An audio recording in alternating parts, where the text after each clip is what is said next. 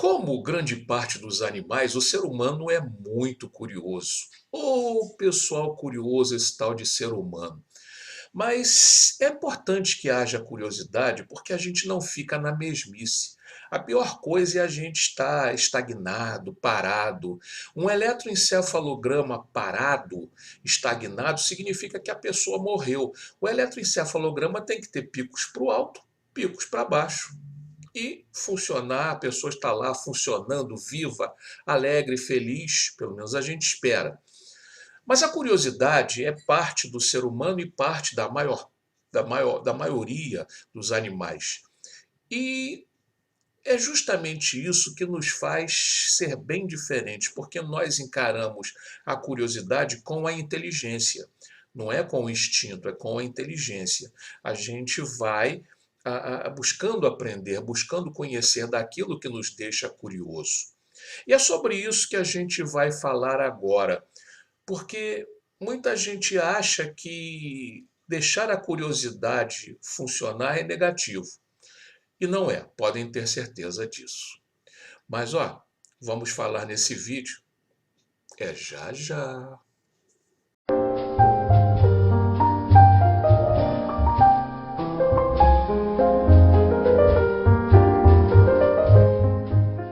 Olá, meu amigo, olá, minha amiga. Eu sou o professor Frederico Carvalho e estou aqui hoje para conversar um pouquinho com vocês sobre aquelas ideias educativas, as ideias do dia a dia, a educação de um modo geral, como a coisa se processa.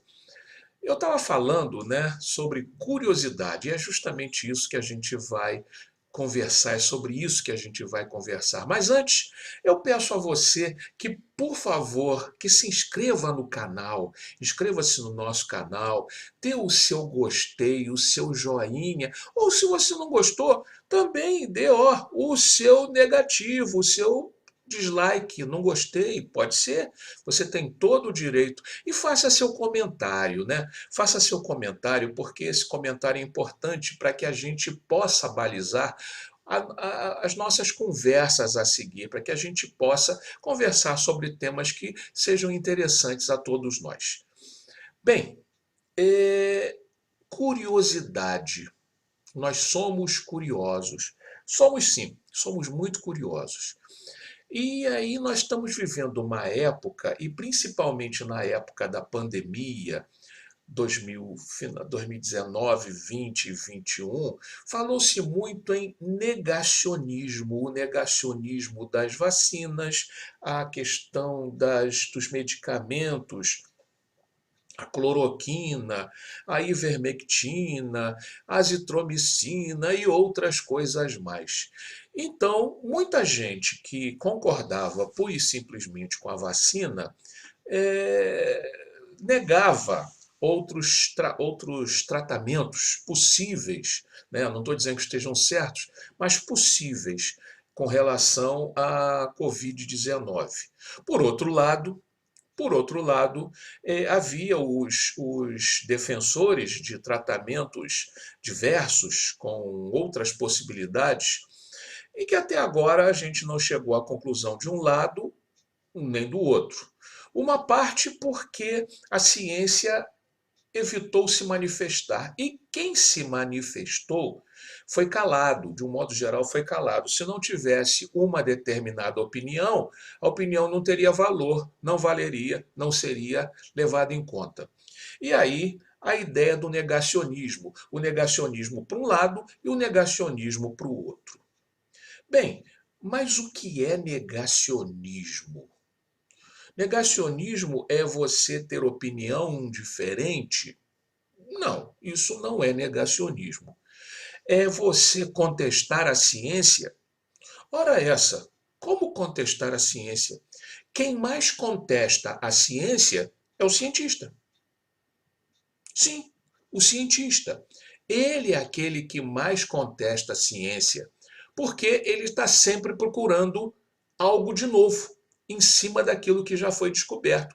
E às vezes esse algo de novo pode nem ser o mais importante, pode ser real, mas ele é buscado, busca-se. Agora, por exemplo, depois de tantos e tantos anos falando sobre a teoria do Big Bang, já tem muita gente, graças ao telescópio James Webb, já tem muita gente contestando a teoria do Big Bang. É verdade a contestação? Não é, eu não sei. Eu não tenho conhecimento das pesquisas, eu tenho conhecimento apenas do que eu leio nas notícias. E até as notícias, elas podem ser tendenciosas. Afinal de contas, existe uma brincadeira que se faz com crianças pequenas, que é, eu estou querendo lembrar o nome da brincadeira, mas é o telefone sem fio. O telefone sem fio. É uma brincadeira que alguém na sala de aula conta alguma coisa para uma criança. O professor conta alguma coisa para aquela criança, uma frase, uma pequena história, e essa criança fica responsável por passar para uma segunda criança. Essa segunda criança tem que passar para uma terceira criança, para uma quarta criança, e assim chegar no final da turma, todas elas tendo tido conhecimento da notícia pelo colega anterior, passando a notícia para o colega seguinte. A história nunca chega no final exatamente igual. E é isso que nós vivemos num mundo de comunicação muito forte. Comunicação arraigada, uma comunicação que se espalha diretamente. Ou se só nega informação, ou se passa informação demais. Quando se só nega a informação, é muito ruim. Mas quando se passa essa informação, a gente precisa entender que fontes são essas. Porque, afinal de contas, dizer que está se negando a acreditar na ciência é algo muito forte. Às vezes eu estou me negando a acreditar naquele cientista, naquela teoria e não na ciência. Porque, afinal de contas, se fosse assim, não teríamos nunca resultados crescentes em toda a ciência. Eu falo na biologia, eu falo na sociologia, eu falo na medicina, eu falo na biblioteconomia, eu falo na enfermagem, eu falo na odontologia, na psicologia, etc, etc, etc. O tempo todo nós temos teorias novas, coisas novas, porque a ciência avança. Não é uma negação a ela, é uma evolução a ela. E nem todos os estudos que a gente vê prontos, eles são estudos positivos, são estudos que levam a alguma coisa. Eles são, via de regra, esperançosos. A gente tem esperança que um estudo criado por aquele cientista seja o melhor estudo. Às vezes não é. Por exemplo, nós temos visto em pleno 2022 Elon Musk com o carro elétrico, com o Tesla. Então, nós estamos naquela de que o carro elétrico é a melhor coisa para o século 22. Só que, por outro lado, no meio de um conflito com a Rússia, entre a Rússia e a Ucrânia, a gente vê que está faltando energia limpa e que o pessoal vai ter que conseguir eletricidade por meio de combustão, por meio de usinas de carvão, as termoelétricas. Bom, então falhou a questão do Tesla, do Elon Musk com os carros elétricos? Não. Serviu para o momento. Agora talvez não sirva mais. Para o Brasil, provavelmente ainda serve, mas a Europa, por exemplo, não tem como, não vai funcionar, não tem jeito. Pelo menos por enquanto, e a gente espera que por pouco tempo. Então, nem tanto ao mar, nem tanto à terra. A gente tem muito hábito de querer tomar para si a, a, a verdade das coisas. E a verdade das coisas não nos pertence. Ela existe.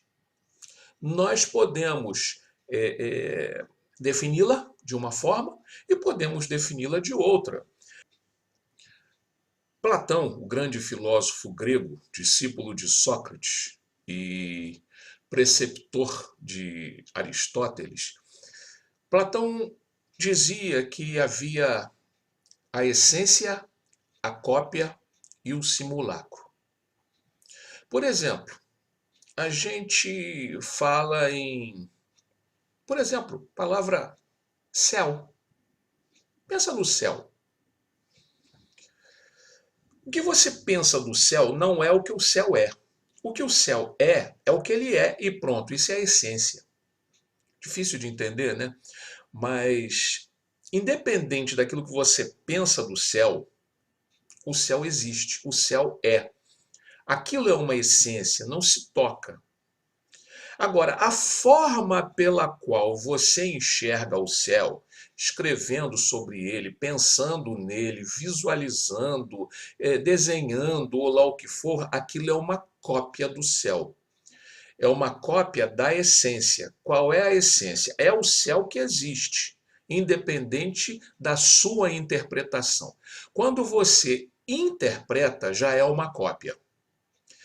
E quando você interpreta de uma forma ilusória, de uma forma diferente, uma forma transformada daquilo que você realmente enxergaria em essência, aquilo é um simulacro, é uma ilusão da forma, ilusão da verdade, uma ilusão sobre a essência.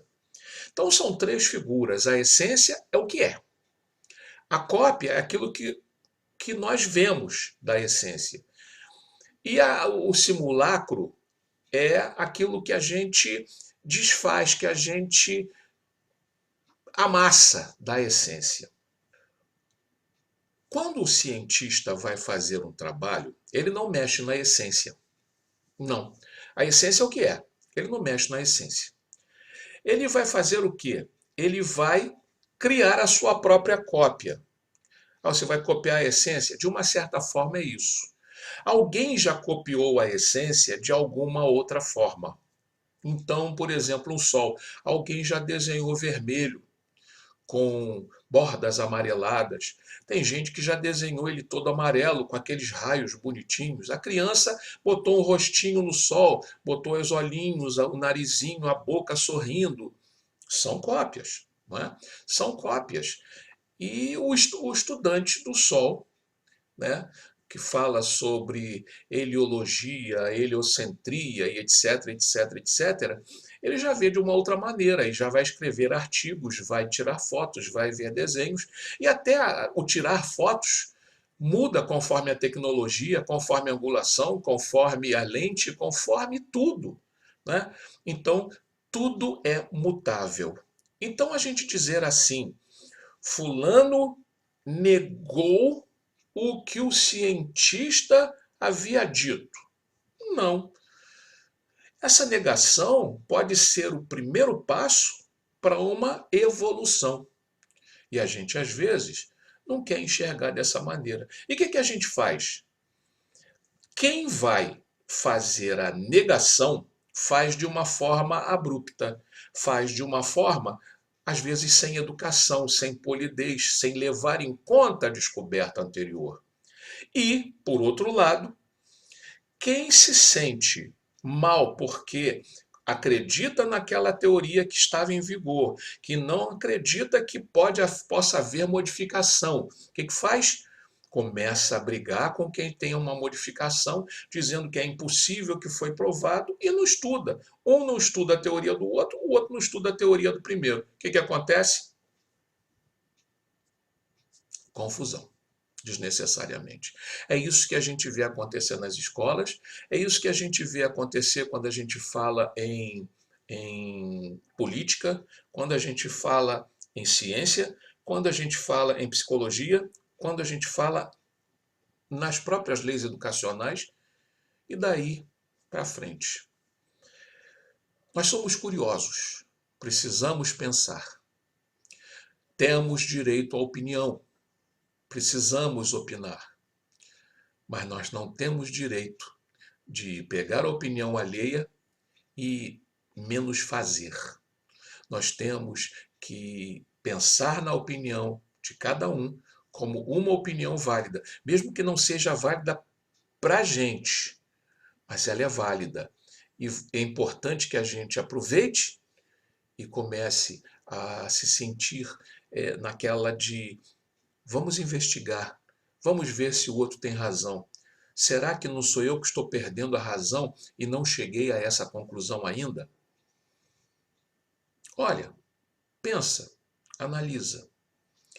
Minha mensagem para hoje é essa.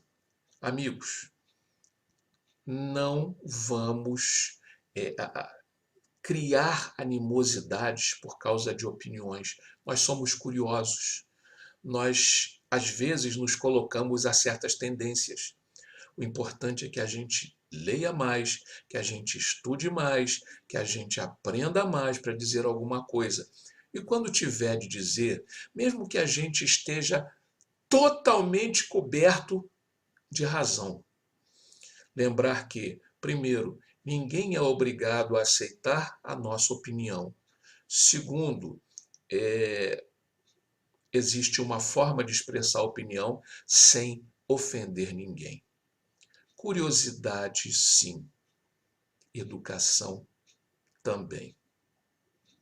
Muito obrigado pelo seu carinho, muito obrigado pela sua atenção e renovo o pedido para que você se inscreva no nosso canal e que deixe seu like caso tenha gostado desse nosso papo. Um abraço e até terça-feira que vem, se Deus quiser.